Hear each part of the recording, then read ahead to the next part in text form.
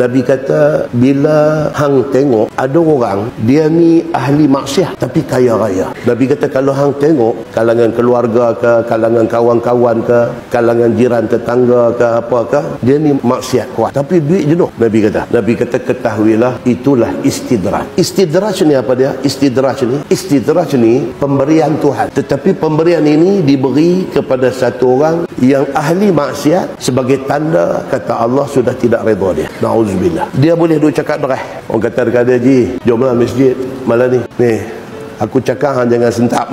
Dia pikir tu. Aku cakap hang jangan sentap. Ajak aku pergi masjid kan. Ni aku nak abang hang. Orang macam hang kena pi. Hampa miskin, duit tak ada, hampa kena pi. Hampa kena semayang kuat. Orang macam aku tak payahlah. Aku cukup lah. Tuan-tuan, ada orang cakap macam ni, tuan-tuan. Ada orang cakap macam ni. Dia tak heran.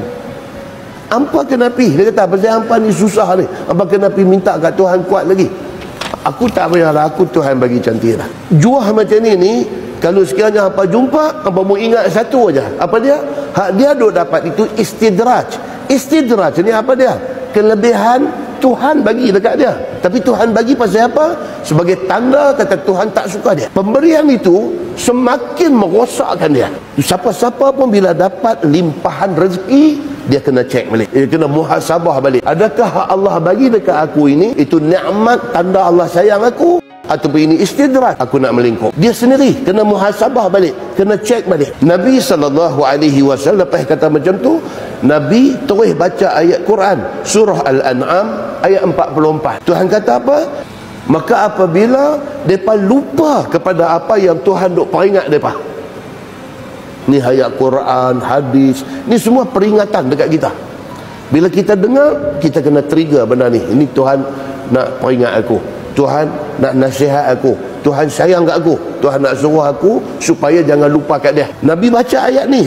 Apabila mereka mula lupa kepada apa yang Tuhan duk peringat mereka, kami akan buka semua pintu rezeki dekat mereka. Oh, macam tu pula. Lupa dekat Tuhan, Tuhan buka pintu rezeki lagi banyak. Habis. Sehinggalah apabila mereka tenggelam dalam keseronokan. Seronok ni Tuhan curah mai, Tuhan limpah mai dekat mereka rezeki yang mencurah-curah. Bila mereka duduk dalam seronok ni, Tuhan kata kami ambil balik benda tu daripada mereka, sekali dengan kami buat mai azab dekat mereka. Baghtah ni maksud dia apa? Immediately kena. Bila dah jadi macam tu, jadilah mereka ni orang yang menyesal.